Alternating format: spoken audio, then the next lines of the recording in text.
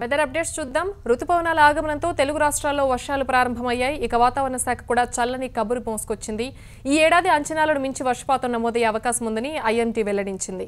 ఏప్రిల్లో విడుదల చేసిన అంచనాల్లో దీర్ఘకాల సగటు వర్షపాతంలో 96% నమోదు కానున్నట్లు తెలిపిన ఐఎండీ దేశం మొత్తం మీద 98% వర్షపాతం నమోదు కావచ్చని తాజా అంచనాల్లో స్పష్టం చేసింది.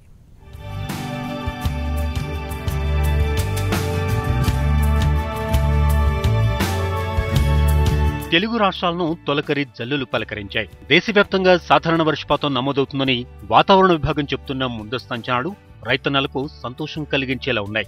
దేశవ్యాప్తంగా సగటున 96% వర్షపాతం నమోదవుతుందని, ఇక వాయువ్య భారతంలో 96%, మధ్య భారతంలో 100%, ఈశాన్య ప్రాంతంలో 96%, దక్షిణ భారత్లో 99% నమోదు కావచ్చని అంచనా వేశారు. జూలైలో దేశం మొత్తం మీద దీర్ఘకాల సగటులో 96% వర్షపాతం నమోదవుతుందని అంచనా వేశారు. ఆగస్టులో 99% ఉండవచ్చని వాతావరణ విభాగం తెలిపింది.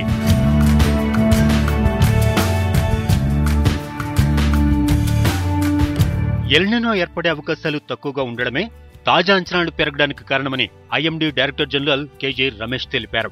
ఫిబ్రవరిలో అన్ని వాతావరణ నమూనాలు ఎల్నినో సంభవించే అవకాశాలున్నాయని సూచించాయని, అయితే తటస్థ ఎన్సో పరిస్థితులు ఈ ఏడాది చివరి వరకు ఉండవచ్చని తాజా అంచనాలు వెల్లడిస్తున్నట్లుగాను చెప్పారు. అమెరికా, ఆస్ట్రేలియా వాతావరణ సంస్థలు ఇప్పుడు ఎల్నినో అవకాశాలను తోసిపుచ్చాయని అన్నారు. నైరుతి రుతుపవనాలపై ఎల్నినో ప్రతికూల ప్రభావాన్ని చూపిస్తుంది. నైరుతి రుతుపవనాలు ఈసారి 2 రోజుల ముందుగానే మే 30న కేరళను తాకాయి. గోవాను ఈ నెల 8న, పశ్చిమ బెంగాల్, బీహార్, జార్ఖండ్లోని కొన్ని ప్రాంతాలు, ముంబైని 13, 14న తాకవచ్చని అన్నారు.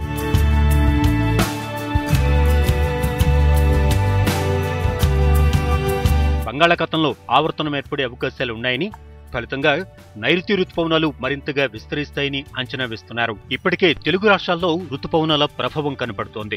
అక్కడక్కడ భారీ వర్షాలు, కొన్ని జిల్లాల్లో చిరు జల్లులు కురుస్తున్నాయి. ఇప్పటికే కొన్ని జిల్లాల్లో ఉష్ణోగ్రతల్లో తగ్గుదల కనపడుతోంది. మరోవైపు ముందస్తు రుతుపవన జల్లులు కురుస్తున్నాయి. రుతుపవనాల కదలికలు సానుకూలంగా ఉండడంతో ఈసారి భారీ వర్షాలుంటాయని అంచనా వేస్తున్నారు.